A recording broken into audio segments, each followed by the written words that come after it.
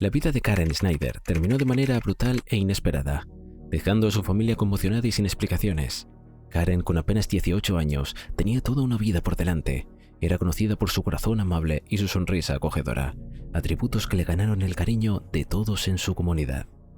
Era una amiga para todos, una madre y esposa devota dentro de su hogar. Sin embargo, su vida tomó un giro trágico sorprendente la noche del 12 de noviembre de 1966, cuando su esposo la encontró muerta en el interior de su vivienda en Calumet City, Illinois. La escena del crimen mostraba un nivel de violencia extrema que jamás se había visto en la ciudad. Karen había sido víctima de una agresión salvaje, con más de 120 heridas de arma blanca en todo su cuerpo, incluyendo el pecho, el cuello, los hombros, los brazos, las piernas y la cabeza. La gravedad de la agresión se veía incrementada por las lesiones faciales y manuales, así como por las múltiples fracturas de costilla. A pesar de la furia del ataque, su hija de 2 meses y medio, Paula, milagrosamente se salvó, quedando indemne en su cuna, como un testigo mudo y horrorizado del crimen atroz. Uno de los que cargaron el ataúd de Karen, James Barbier, era un amigo cercano de la víctima y su esposo. Sin embargo, llamó la atención por las heridas visibles que presentaba, lo que generó sospechas entre los asistentes al funeral. Tras la ceremonia, James fue detenido en relación con la muerte de Karen, pero nunca se presentaron cargos formales contra él. A pesar de la evidencia conveniente para incriminarlo, las autoridades se vieron obligadas a dejar en libertad a James Barbier. Las autoridades se mantuvieron mudas sobre cualquier motivación que pudiera haber tenido para cometer un acto tan brutal, lo que solo aumentó la incertidumbre y el misterio que rodeaba la tragedia. El silencio de las autoridades dejó a amigos y familiares de Karen sumidos en la desesperación, entre ansia de obtener la verdad y la justicia. Así sería hasta diciembre de 2022, cuando un giro inesperado provocó que se reactivara la investigación del caso que había estado estancada durante mucho tiempo. Después de recibir una llamada telefónica de un hombre llamado Kevin Sini, que hizo preguntas sobre un crimen que había ocurrido décadas atrás, los detectives de Calumet City decidieron reabrir el caso de Karen Snyder. Siri mencionó que su abuela solía hablar con frecuencia sobre el caso y que había cuestiones pendientes y sospechas latentes dentro de la familia, lo que sugería que había más que descubrir sobre la tragedia. La llamada telefónica que reavivó el caso resultó ser de un miembro de la familia de Karen Snyder. La determinación de Kevin Sini fue el impulso necesario para reabrir la investigación sobre el caso de 1966. En una entrevista, Kevin explicó que había estado leyendo sobre el caso en el trabajo y se le ocurrió que después de 57 años, quizás la tecnología moderna podría ser la clave para descubrir la identidad del asesino y finalmente obtener justicia para su familia. 2 detectives de Calumet City, motivados por la nueva pista, decidieron revisar el archivo de pruebas del departamento de policía. Para su asombro, encontraron todas las pruebas recopiladas durante la investigación. Habían sido conservadas con gran cuidado. El archivo contenía una gran cantidad de información valiosa, incluyendo muestras de sangre, objetos físicos recuperados de la escena del crimen y expedientes detallados que documentaban la investigación original. Con la determinación de aplicar las últimas herramientas forenses, los detectives decidieron enviar la ropa manchada de sangre al Laboratorio de Criminalística de la Policía Estatal de Illinois para someterla a un análisis exhaustivo. Los importantes avances en la tecnología del ADN desde la década de 1960 ofrecían una oportunidad única para explorar nuevas pistas y finalmente identificar al autor del crimen. Con una creciente expectativa, los detectives se dirigieron a Creve Coeur, Missouri, equipados con una orden de registro. Su objetivo era James Barbier, de 79 años, un antiguo compañero de trabajo del marido de Karen Snyder y el principal sospechoso en el caso desde hacía décadas. A pesar de que habían pasado muchos años, Barbier seguía siendo figura clave en la investigación. Los detectives recopilaron una muestra de ADN en él, preparando el terreno para un posible avance en el caso que había permanecido sin resolver durante tanto tiempo. Los resultados de las pruebas de ADN fueron definitivos y concluyentes. Todos los elementos analizados coincidieron con el ADN de James Barbier. Los detectives habían obtenido una muestra en su ADN mediante un hisopo bucal en marzo de 2023 y la coincidencia era irrefutable. Después de décadas de incertidumbre y sufrimiento para la familia de Karen Snyder, finalmente se produjo un gran avance en el caso. Aunque Barbier había sido el principal sospechoso desde el principio, la familia de Karen Snyder había esperado durante mucho tiempo para obtener justicia, y por fin parecía que se acercaba a obtenerla. La noche del fatídico crimen, Barbier regresó al hogar en Gary, Indiana, donde su esposa estaba cuidando a su hijo pequeño. Sin embargo, su comportamiento era normalmente nervioso y agitado, lo que llamó la atención de la esposa. Cuando notó los cortes en su cuerpo, la sangre seca en su piel y las manchas en su ropa, su esposa se sintió intranquila y desconcertada. Sin ofrecer ninguna explicación, Barbier se apresuró a quitarse la ropa manchada de sangre y la puso inmediatamente en la lavadora, lo que aumentó la sospecha en la inquietud de su esposa, quien sentía que algo había salido terriblemente mal. Después de décadas de incertidumbre y dolor, la familia Snyder se enfrentaba a un momento de mezcla de emociones. La reapertura del caso y la reciente detención de James Barbier han revivido sus esperanzas de obtener justicia por fin. En abril de 2024 se emitió una orden de arresto contra Barbier y el 29 de abril los agentes de la ley llegaron a su casa en Missouri para detener al excompañero de trabajo del marido de Karen, ahora de 79 años. La familia Snyder ha esperado durante mucho tiempo para ver a alguien rendir cuentas por el asesinato de Karen y finalmente parece que la justicia está cerca. La detención de James Barbier marcó un momento crucial en un caso que había obsesionado a la ciudad de Calumet City durante casi 60 años. 3 días después de su arresto, Barbier fue extraditado a Illinois. Inicialmente no estaba claro si había obtenido representación legal. El arresto trajo una mezcla de alivio y dolor renovado a aquellos que recordaban a Karen, su trágico destino y el misterio que rodeó su muerte durante tanto tiempo. La noticia del arresto le vivió emociones intensas en la comunidad, que había esperado durante décadas para ver la justicia servida en este caso. Barbier volvió a presentarse en la corte el 2 de mayo, enfrentándose a la abrumadora prueba de ADN que lo ligaba directamente a una de las prendas que llevaba puesta Karen en el momento de su muerte. La sala del tribunal se electrificó, con una tensión insoportable mientras se revisaban los detalles del caso, que había permanecido sin resolver durante décadas, y la comunidad aguardaba con ansiedad que se hiciera justicia por Karen. De acuerdo con las regulaciones de la ley de equidad previa al juicio, el tribunal tuvo en cuenta la edad avanzada y el estado de salud delicado de Barbier al evaluar su capacidad para enfrentar un juicio. Como resultado, el juez ordenó la liberación de Barbier, pero con restricciones severas que aseguraban que permaneciera bajo la supervisión de la justicia. La decisión de liberar a Barbier bajo condiciones generó reacciones divididas. La familia de la víctima se sintió defraudada hasta al ver que él permanecía en libertad y en su hogar hasta el juicio, mientras que Karen había sido privada de su libertad y su vida durante más de 5 décadas. El hermano de Karen, Bill Neff, expresó su indignación.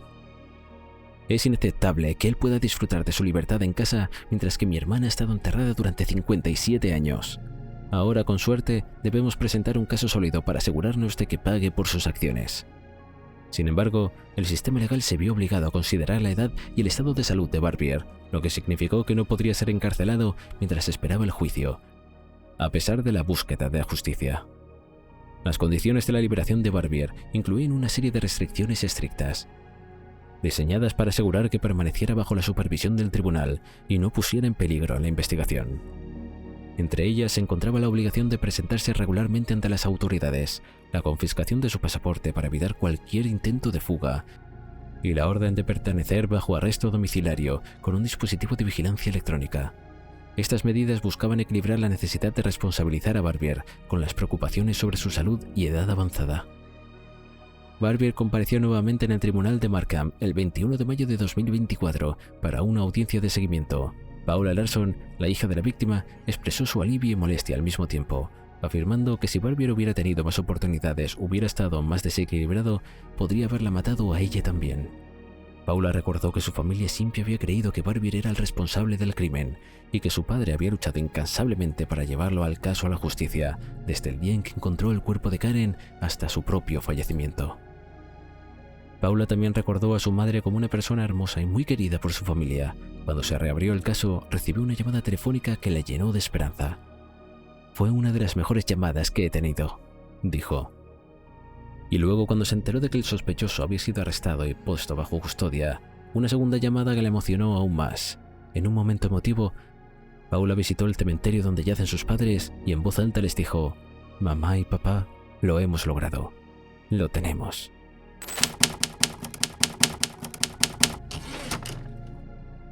¿Qué ocurriría si un enigma que ha permanecido sin resolver durante décadas de repente se desvelara, revelando secretos sombríos y verdades escondidas? ¿Cómo reacciona una comunidad cuando un crimen violento que ha permanecido sin resolver durante años finalmente tiene una respuesta? ¿Y qué pasa cuando una confesión abre sus nuevas oportunidades para resolver un caso que parecía estar condenado a permanecer sin resolver? En junio de 1964, un pescador hizo un macabro hallazgo al encontrar un brazo humano amputado en un pozo de grava ubicado en la ruta estatal 571, al este de Tipp City, Ohio. Este descubrimiento horroroso desató una búsqueda exhaustiva para localizar el resto del cuerpo. Sin embargo, los intentos de drenar la grevera resultaron infructuosos, lo que dejó a los investigadores frustrados y sin pistas para avanzar en el caso. 4 días después del primer hallazgo, otro pescador tuvo un encuentro aterrador en un canal del antiguo canal Erie de Miami. Encontró una bolsa de arpillera que contenía un torso humano mutilado. El misterio empezó a tomar forma cuando posteriormente se encontraron una cabeza y una pierna en el mismo canal. Finalmente, los restos fueron identificados como pertenecientes a Daisy Evelyn Shelton, una madre de 43 años originaria de Dayton, Ohio. Daisy Shelton residía en la calle Springfield y se desempeñaba como empleada en Delco, una empresa de electrónica automotriz. Según el informe de persona desaparecida presentado por su hija Rita, Daisy fue vista por última vez a finales de agosto de 1963. De acuerdo con los testigos, Daisy salió de su hogar esa noche, prometiendo a su hija que regresaría pronto, pero nunca volvió a casa. Daisy era una persona conocida por su generosidad y dedicaron a ayudar a los demás, y era muy querida por su familia. Sin embargo, su vida fue brutalmente interrumpida y su muerte conmocionó a la comunidad. Aunque la investigación inicial generó un gran interés, las pistas pronto se agotaron y el caso se estancó. Durante décadas, el caso permaneció sin resolver hasta que en 2017 surgió una inesperada oportunidad para reabrir la investigación y encontrar justicia. En un extraordinario giro de los eventos, un hombre que se encontraba en su lecho de muerte en un hospital hizo una confesión impactante a una enfermera. Con el miedo a la muerte inminente, reveló un secreto que había guardado durante décadas, afirmando que había sido testigo del asesinato de Daisy Shelton. La proximidad de su muerte lo había llevado a liberar su conciencia, desenterrando verdades que habían permanecido ocultas durante mucho tiempo. De manera esperada, el hombre se recuperó y los detectives aprovecharon la oportunidad para realizar una serie de entrevistas con él. El testigo, cuya identidad se mantuvo en secreto para protegerlo, relató una historia conmovedora y detallada sobre los eventos que llevaron al asesinato de Daisy. Su testimonio proporcionó información crucial que había escapado a los investigadores en 1964, arrojando nueva luz sobre un caso que había parecido irresoluble durante décadas. La descripción vivida del crimen que había llevado a cabo durante más de 50 años permitió a los detectives reconstruir los hechos y avanzar en la investigación. El testigo proporcionó un testimonio impactante, describiendo cómo presenció el asesinato de Daisy Shelton en una casa de la calle Springfield en Dayton. Según su relato, el individuo le quitó la vida a golpes con un martillo en la cabeza, un acto brutal que dejó una huella imborrable en el testigo. Con un detalle sombrío, el testigo describió cómo después del golpe inicial, 2 hombres más desmembraron el cuerpo de Daisy en la casa. Luego los restos de su cuerpo fueron abandonados en varios cuerpos de agua en Tipp City y sus alrededores, en un intento de ocultar el crimen. La dispersión de pruebas en diferentes cuerpos de agua hizo que la investigación fuera aún más complicada para las autoridades en ese momento. Sin embargo, las investigaciones llevaron a identificar a una persona como sospechosa, quien utilizó el martillo en el asesinato. Esta persona cooperó con los detectives y aceptó varias entrevistas, pero inicialmente negó cualquier conexión con Daisy Shelton, a pesar de que vivían en la misma calle y trabajaban para la misma empresa. En una entrevista llevada a cabo en agosto de 2017, la historia del sospechoso comenzó a desmoronarse. A regañadientes, admitió conocer a Daisy, lo que representó un avance crucial en la investigación. A medida que continuaron las entrevistas, los detectives trabajaron diligentemente para reconstruir los movimientos del sospechoso y sus interacciones con Daisy. Sin embargo, encontraron inconsistencias en sus declaraciones y lagunas inexplicables en su coartada para el momento del asesinato de Daisy, lo que aumentó las sospechas en su contra.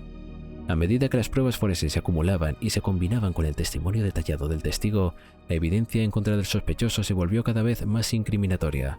Los detectives profundizaron en la investigación, explorando posibles motivos detrás del asesinato, como venganzas personales, disputas financieras y otros conflictos que podrían haber llevado a cabo el brutal crimen.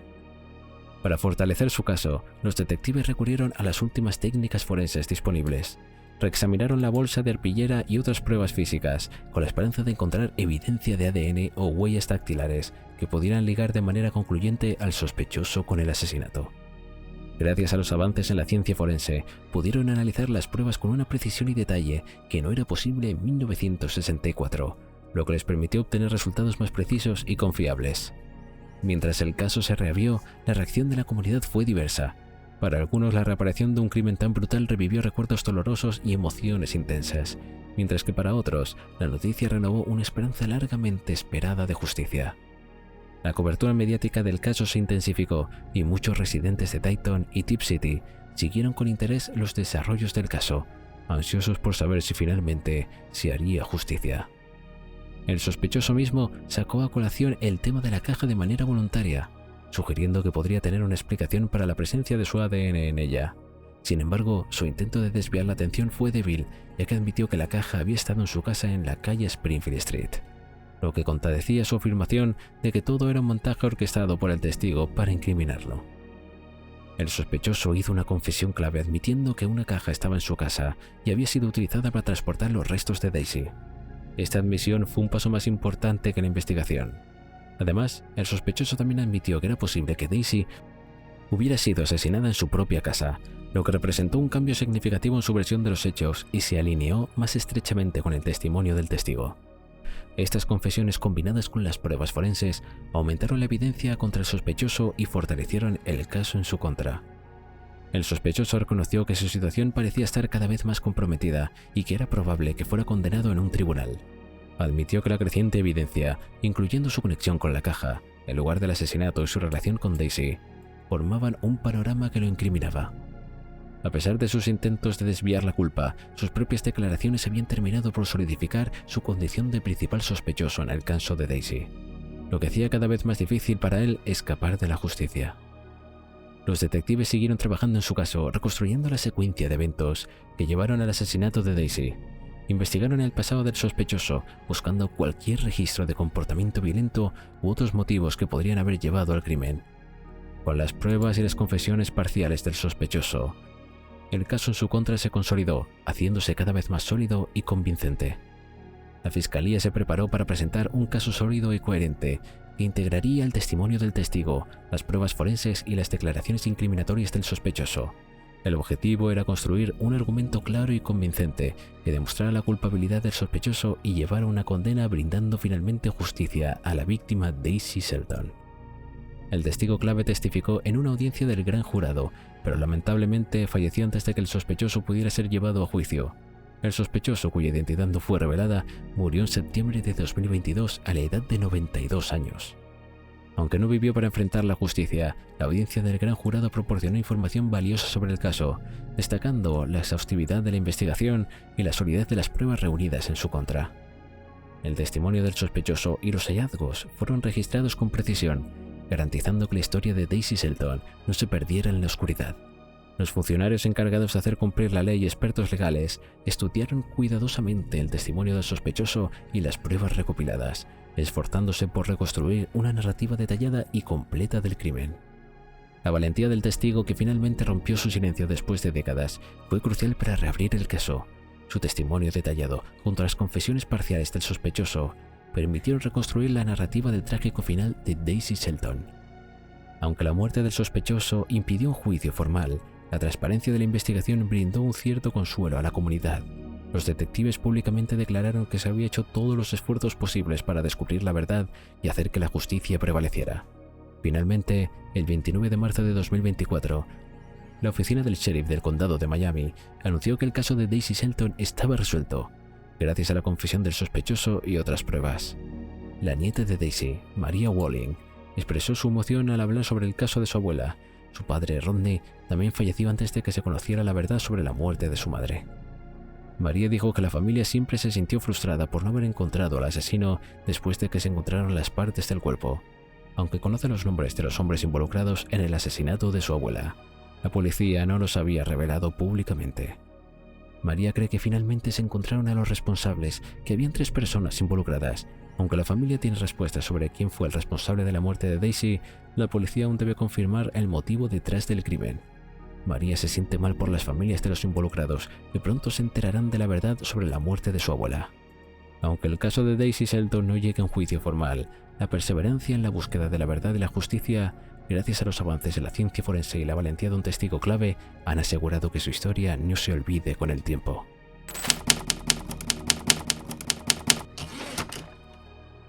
¿Te has preguntado alguna vez cómo una mañana tranquila y una rutina normal, como salir a correr, pueden dar un giro trágico y convertirse en una pesadilla que persigue a una comunidad durante más de 40 años? Tammy Sue Aldrich era una joven universitaria de 20 años llena de vida, conocida por su sonrisa irresistible y su pasión por el running. La vida de Tammy era un reflejo de la inocencia y la ilusión de la juventud, llena de esperanzas y objetivos para su futuro. Su pasión por el fitness era tan famosa entre sus seres queridos y amigos, quienes a menudo la veían correr por el vecindario con una sonrisa radiante y una determinación inquebrantable. El 30 de junio de 1979, Tammy sufrió un secuestro mientras corría en una ruta familiar cerca de Jean Barnwell Road, en Burlington, Carolina del Norte. El tranquilo sendero arbolado que ella conocía tan bien se transformó en el lugar de un delito atroz. La súbita desaparición de Tammy desencadenó una búsqueda urgente y exhaustiva por parte de las autoridades locales y miembros de la comunidad alarmados. Sin embargo, la esperanza inicial dio paso al miedo cuando transcurrieron las horas sin noticias de Tammy. En un drástico vuelco de los eventos, Tammy consiguió hacer una llamada a su hogar al día siguiente de su secuestro, lo que provocó un breve alivio en su familia al escuchar la voz que llena de temor. En una segunda llamada al día siguiente, su tono reflejaba una emocionante mezcla de esperanza y desesperación. Según el investigador Dan Delton, Tammy les dijo a sus seres queridos que se encontraba bien y que con suerte regresaría pronto a casa. La familia de Tammy se agarró al tenue esperanza de que las llamadas telefónicas fueran un indicio de que ella aún estaba con vida y podría ser salvada. Las autoridades policiales redoblaron sus esfuerzos y lanzaron una búsqueda y una investigación exhaustiva. La incertidumbre sobre su muerte era una carga emocional pesada para sus seres queridos. La comunidad se unió en una causa común, decidida a encontrar a Tammy y devolverla a su hogar sana y salva. Desgraciadamente, el breve y emotivo contacto que Tammy tuvo con su familia sería la última vez que alguien tuvo noticias de ella, antes de su trágico y violento final. Su cuerpo fue encontrado el 3 de julio en un lugar inquietante, en medio de la autopista 54, un descubrimiento que dejaría una huella indeleble en la memoria de quienes la encontraron. Las pruebas físicas revelaron la brutalidad de su asesinato. Sus tobillos estaban atados, había marcas de quemaduras en sus manos y cuello, y su ropa todavía había sido puesta después de su muerte. Con sus pantalones cortos y camisa al revés, era evidente que Tammy había sido víctima de una agresión brutal en los últimos momentos. Al ser encontrada, el cuerpo de Tammy aún conservaba calor, lo que sugiere que había seguido con vida hasta momentos antes de su hallazgo. La autopsia reveló que la causa de la muerte fue estrangulamiento. Los detalles macabros del asesinato conmocionaron a la comunidad y sumieron a su familia en una profunda aflicción y horror. A pesar de la investigación exhaustiva que se llevó a cabo, nunca se presentaron cargos ni se arrestó a ningún sospechoso en relación con el caso de Tammy. La ausencia de pistas y pruebas concretas dejó el caso sin resolver, sumiendo a la familia y a la comunidad en una permanente incertidumbre. Con el paso del tiempo, la esperanza de encontrar a los responsables del crimen parecía perderse en el olvido. Sin embargo, en agosto de 2007, la policía de Carolina del Norte reabrió el caso y viajó al cementerio de Whiteford para exhumar los restos de un sospechoso, Larry Chappell, quien había fallecido en 1989 a los 51 años. Los agentes recopilaron muestras de ADN de los restos de Chappell, lo que podría ser la clave para resolver finalmente el caso. Chappell, quien residía en la zona de Carolina del Norte en el momento del crimen, había sido considerado un sospechoso en su momento, pero carecían de evidencia suficiente para incriminarlo. Sin embargo, las muestras de ADN recopiladas de sus restos no coincidieron con las muestras tomadas del cuerpo de Tammy, lo que significó que la investigación no avanzó. El caso, una vez más, quedó estancado y sin resolver.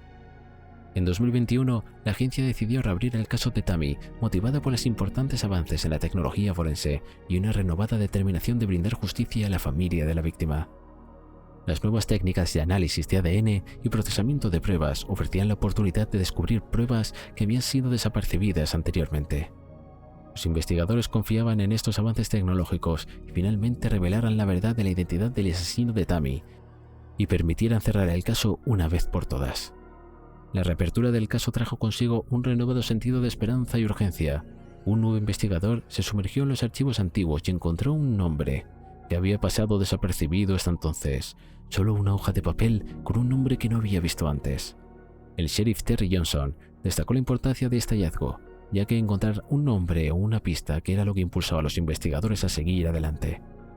El sargento Dan Delton, quien reabrió el caso, expresó que una vez se tiene un nombre o una pista, se puede seguir investigando y profundizando en la búsqueda de la verdad.